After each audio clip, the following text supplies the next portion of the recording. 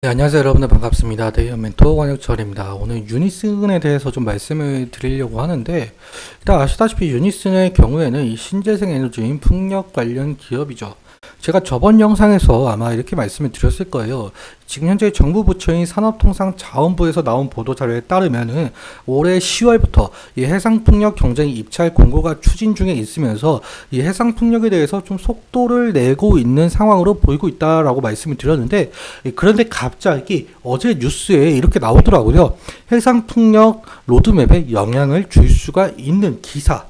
이 부분 여러분들과 함께 오늘 살펴보도록 할 거고요. 그리고 여러분들께서 유니슨에 대해서 궁금하신 점이 있다면 꼭 댓글 남겨주셔가지고 제가 그 댓글 하나하나 읽어보면서 여러분들의 궁금증들 모두 풀어드리려고 하니까 꼭 남겨주시면 정말 감사할 것 같습니다.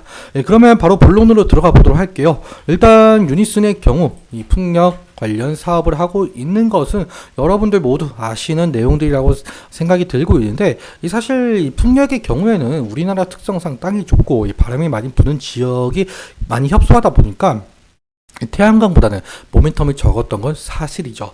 그런데 현재 해상 풍력에 대해서 각광을 받고 있었는데요. 우리나라가 삼면이 바다이다 보니까 해상 풍력에 대한 모멘텀 상당히 강해졌죠.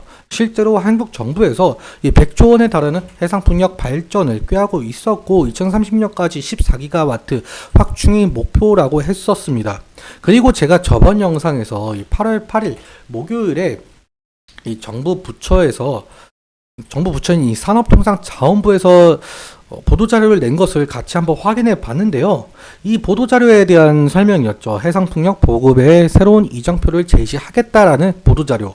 그러니까 이 보도자료가 올해 10월부터 2024년 이 풍력 경쟁 입찰 공고를 추진할 계획이다라고 했었고, 그러니까 이 정부에서는 이 해상 풍력 경쟁 입찰 로드맵을 발표를 하면서 이 4분기에 시행을 했었던 경쟁 입찰을 2분기로 앞당기면서 해상 풍력에 대해 속도를 내고 있는 것으로 보이고 있었다라고 말씀을 드렸었어요. 그런데 어제자 뉴스로 이 대규모 해상 풍력이 잇따라 제동이 걸렸다라고 한답니다. 뉴스 함께 살펴보도록 할 텐데, 지금 여기 헤드라인만 봐도 현재 대규모 해상 풍력 잇따른 제동, 공공사업 위축이 우려가 된다라고 한답니다. 쭉 한번 읽어보도록 할게요. 현재 3조 규모 신한우이 급격히 오른 비용에 이 기재부에서 예타성에 대해서 발목을 잡혔다라고 한답니다. 좀 더 자세하게 살펴보도록 할게요. 현재 예비 타당성 조사는 이 사업의 경제성, 정체성, 지역 균형 발전 효과를 분석을 하면서 이 사업의 타당성을 결정을 했는데, 현재 이 발목을 잡힌 원인으로 경제성 문제로 알려졌대요. 코로나19의 여파와 러시아 우크라이나 전쟁으로 인한 이 자재비와 시공비가 급격히 오르면서 경제성에서 나쁜 점수를 받았다라고 하는데, 그러니까 인플레이션 상황으로 원자재 가격이 상당히 올랐다라는 뜻이 될 수가 있겠죠. 그러면서 이 남동발전과 한전의 프로젝트에 제동이 걸리면서 해상풍력 사업에 대해 공공 역할이 위축이 될 수 있다는 우려도 제기가 되면서 이 산업통상자원부가 발표를 했었던 해상풍력 경쟁 입찰 로드맵이 입찰 참여가 불투명해지면서 공공주도 산업의 위축 가능성을 걱정하는 목소리가 갈수록 커지고 있대요. 그러니까 이 뉴스 좀 다시 정리해서 말씀을 드려보자면, 현재 이 신한 우위와 그리고 신한 해상풍력 프로젝트가 이 경제성 문제로 이 기재부 예타에서 발목을 잡혀 있는 상황이고, 이 프로젝트가 제동이 걸리면서 이 전체적인 해상풍력 사업에 대해 위축이 될 가능성이 크다라고 나와 있는 겁니다.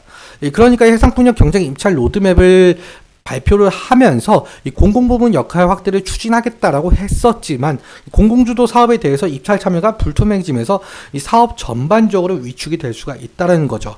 그러니까 이 풍력 기업들이 타격을 입을 가능성이 상당히 크겠죠. 하지만 이 AI 산업 발달로 인해 부족해진 전력 인프라망 구축은 변함없이 진행이 되어야 되기 때문에 이 과연 정부에서 어떤 조치를 취할지 지속적으로 체크해야 할 이슈로 보이고 있습니다. 그럼 이어서 차트 보면서 기술적인 측면 보도록 하죠. 네, 지금 현재 유니슨의 좀 차트를 보자면은 오늘 마이너스 1.6% 하락 마감을 한 모습을 보여주고 있는데, 일단적으로 제가 말씀을 드릴 수가 있는 지지라인 구간 같은 경우는 3일선과 5일 이평선 이 가격 레인지라고 말씀을 드릴 수가 있을 것 같아요. 수요일도 이 부분에서 좀 지지가 일어난 모습을 확인할 수가 있겠죠. 그리고 과거에도 이 부분에서 지지가 일어난 모습을 확인할 수가 있겠고요. 하지만 이 부분을 이탈할 시에는 2차적인 지지라인 같은 경우 이 구간이 될 가능성이 상당히 높을 것 같고요.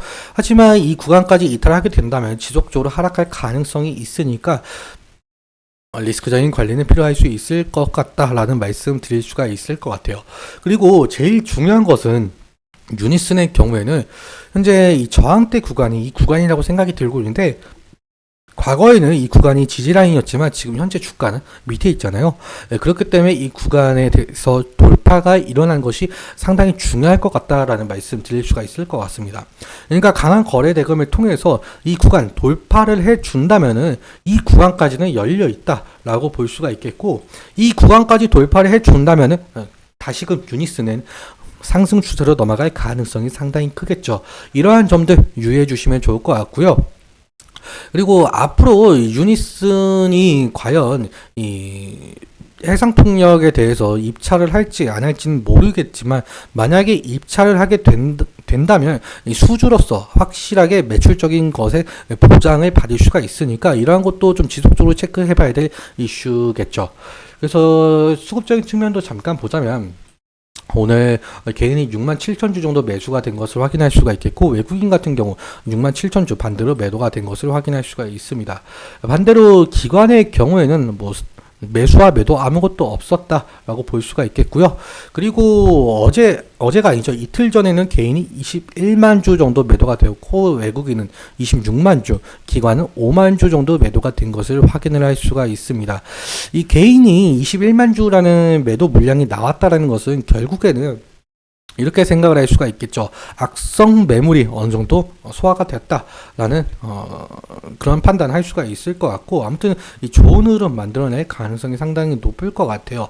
그래서 이러한 점들 있다라고 생각을 해주시면 될 것 같고, 오늘은 여기까지 말씀을 드리면서, 오늘 말씀드렸던 내용들과 차트적인 부분들에 대해서는 제 개인적인 견해가 상당히 있기 때문에 여러분들의 주관적인 견해와 함께 투자를 현명한 선택하셨으면 좋겠습니다. 오늘도 시청해주셔서 감사하고, 지금까지 데이언 멘토 권혁철이었습니다. 감사합니다.